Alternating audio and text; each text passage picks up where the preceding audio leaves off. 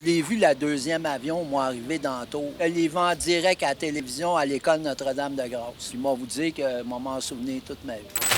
Me too. This is as close as we can get to the base of the World Trade Center. You can see the fire. Raining debris on all of us.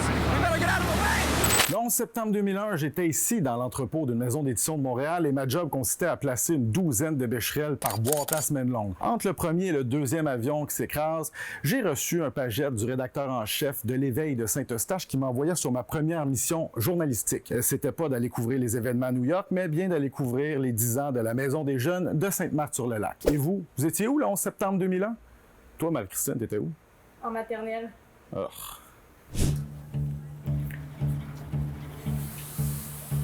Qu'est-ce que vous faisiez le 11 septembre 2001, vous en rappelez-vous? Puis je suis allé au Lac-Saint-Jean cette journée-là. Mademoiselle, 11 septembre 2001, vous étiez où?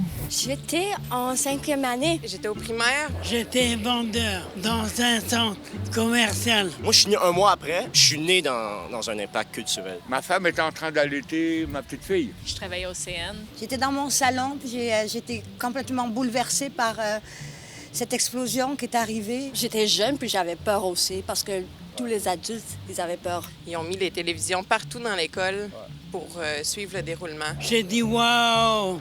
Quel malheur! » C'est un peu les mêmes sentiments pour moi qui émanent avec l'Afghanistan, avec la pandémie, avec les meurtres, la violence et tout ça. On pensait que les deux tours allaient changer le monde. Pas du tout.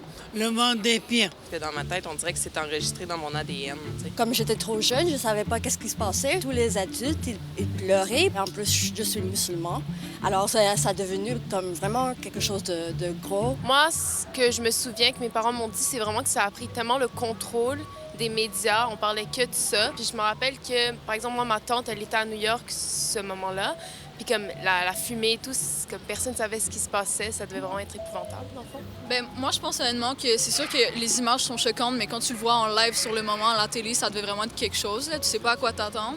Il y avait plein de monde dans le corridor, puis je savais pas pourquoi. Puis là, la radio elle jouait. Puis je sentais le sentiment là, passer à travers nos corps. C'était vraiment incroyable quand ça s'est arrivé. Donc, ouais. J'étais avec mon ami, mon famille, des personnes que j'aime. C'est avec qui vous êtes. C'est ça qui est important. Exact. C'est une bonne morale de notre histoire, dans le fond, c'est que l'amour triomphe toujours sur la haine.